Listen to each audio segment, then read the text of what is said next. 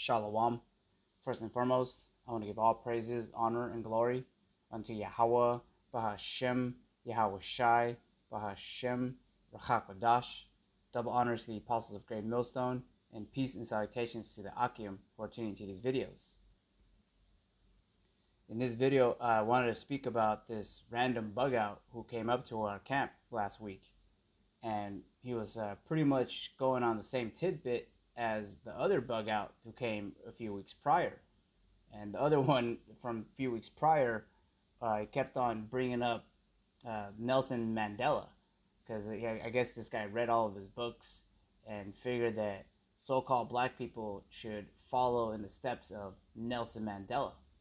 And so this guy that you're seeing on the screen, who showed up to our camp last week, was pretty much on the same tidbit, but for W.B. Du Bois, which is another so-called black person that Esau Edom props up so that the so-called black Latinos, Native Americans look up to those people, plants, so that they are led astray purposely. And Esau Edom is sending these people pretty much because they're pretty much disrupting the ministry and what we're doing, which is to gather the flock, whereas all these people who are coming up to us are attempting to scatter the flock.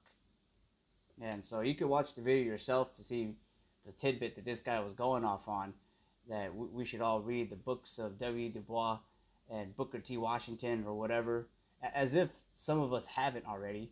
You know, we went to school and college and read about these guys, and when we read the scriptures, all of that is pushed away because that is darkness and not light. The scriptures and how we come in the volume of the book is supposed to push all of these wrong ways away.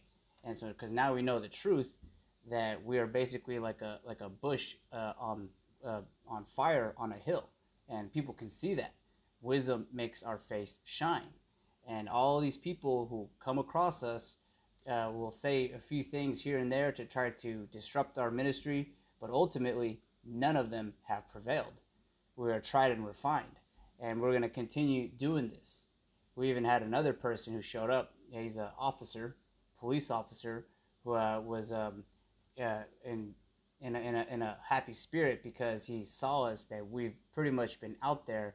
Well, starting with the elders of the San Francisco Bay Area camp, have been doing this for several years, and we're not going to stop until these missiles drop, until the famine of the word happens, until we do our job that we were sent out to do, which is to gather the sheep with this word, which comes from the volume of the book of the scriptures. So I'm just going to read just a few precepts here of this type of situation, because you're going to have these situations arise constantly. They're going to come with certain things to try to trip you up with the scriptures, just as what they did to Yahweh Shai when they were asking him about who you have to pay taxes to. So they're going to do anything and everything in their power to try to disrupt this thing. But ultimately, this message is going to go and complete what it was sent to do, which is to gather the sheep. But as the scripture says, I'm going to read right here, we're privy to these things. We're privy about false prophets. We're privy about scoffers and all these people who are going to disobey this message. But as the scriptures say in 2 Ezra 15, we're not going to worry about these people who have the incredulity to believe. We are dealing with people who believe. So I'm going to read this in John. This is 1 John 4:1. It says, "Beloved, believe not every spirit, but try the spirits whether they are of the Most High, because many false prophets are gone out into the world." And so how we do that is through the volume of the book. This is a measuring tool to gauge certain things. And when a person is coming up to our camp screaming and trying to get the spotlight, and as if they have authority just because they're older or whatever, we're testing these people. We're trying the spirit, and ultimately they're failing. You know, they'll say a certain thing, that's strike one. You know, they'll start acting a certain way, that's strike two, pretty much until they start exposing themselves. They start snitching on themselves. Just let them talk enough. That's why when we deal with these people, we deal with them pretty briefly. We get to the point, whereas these people are doing the exact opposite. They're just trying to scatter. and basically get us off of our game. But we've been doing this for a while, especially the apostles of Great Millstone and the elders on down. We're basically adept at farming and being a shepherd to sheep.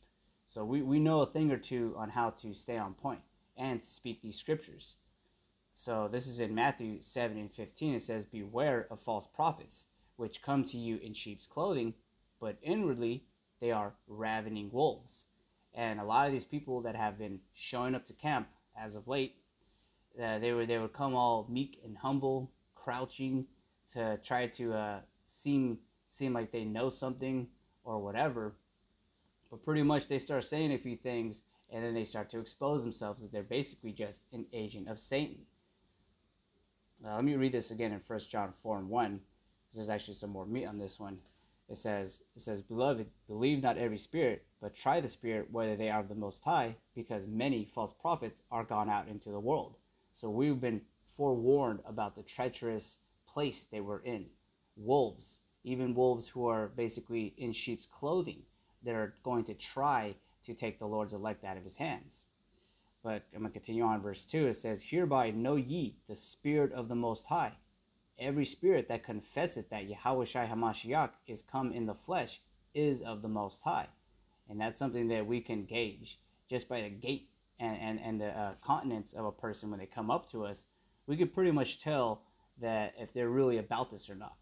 And this is something that trips people, because really, you start reading the scriptures, then they'll start saying certain things about how that's a man-made book, or it's basically disproven, or that's the white man's book.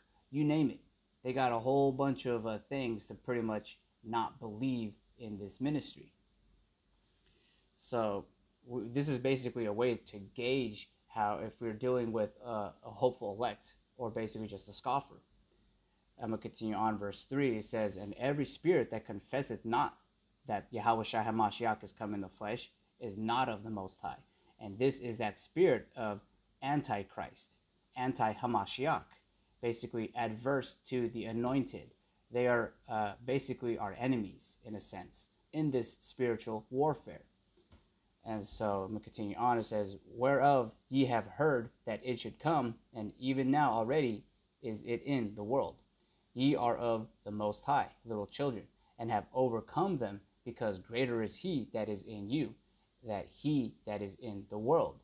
And so the fact that we're out there on the highways and hedges, proving to everybody around us, and we're becoming a spectacle, we're overcoming the world. But pretty much we're drawing the line in the sand, showing you that we're not of this world. We don't care for the affairs that's happening. We're not entangled in the matters that's happening in this world, or whatever so-called black person that had wrote a book to try to get black businesses running or whatever. We know that all of this stuff is going to come to naught, because when we read the scriptures, we stick with the scriptures. We eat the whole roll, and we do not divert from the scriptures. We know that this is evident and true. So and so, like, these people, when we say these things, they start to go crazy. They start to pretty much show their horns, because they don't have that ability to believe. So in verse 5 it says, "They are of the world, therefore speak they of the world, and the world heareth them." Yeah, so this guy may be some high-level person or whatever, because he knows how to read and certain things. He can quote things probably from the MLK speech. You know, this guy's part of the world, and he's probably very established in this world. I'm not sure, but he probably is, since he knows a thing or two about this world, since he's attached himself with the ideologies and the things that this world has to offer. He's of this world. But in verse 6 it says, "We are of the Most High. He that knoweth the Most High heareth us. He that is not of the Most High heareth not us. Hereby know we the spirit of truth and the spirit of error." So we are able to discern these spirits. And we've been forewarned about this. Just don't be surprised that scoffers and false prophets are going to come up to your camp to try to throw you off your game. It's expected. It's something that you have to meditate on and pray to Yahweh B'Shem Yahushai that you're able to prevail against those things. And that's really why we're seasoned, and we train, and we research the scriptures, so that we are on point.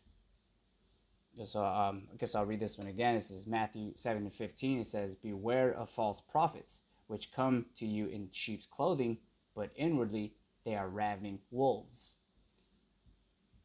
And so this is in Colossians 2:8. It says, "Beware lest any man spoil you through philosophy and vain deceit, after the traditions of men, after the rudiments of the world, and not after Hamashiach."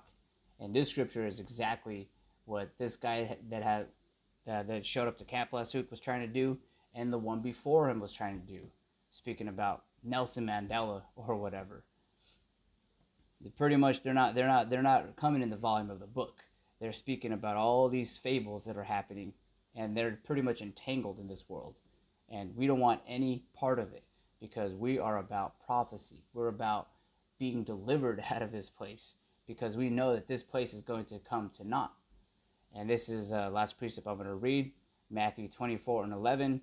But to emphasize it, this is something that Yahweh Shai was emphasizing. He reiterated it because he knew of the situation and predicament that we, the sheep, would find ourselves in these last days. So this is in Matthew 24:11. "And many false prophets shall rise and shall deceive many." So that's what's going to take place. And you can see the majority of our people are deceived. And they're going to basically fall into a pit. As it says in 2 Ezra 15, "My sheep are led to the slaughter." And that's what's taking place if these people are trusting in the shadow of Egypt, or trusting in whatever Nelson Mandela wrote in his book. They're pretty much being led to the slaughter with that, so long as if they're not taking the scriptures and being serious with it. But with that, I'm going to give all praises, honor, and glory unto Yahweh, Bahashem Yahweh Shai, Bahashem Rachak Wadash, Shalom Akim.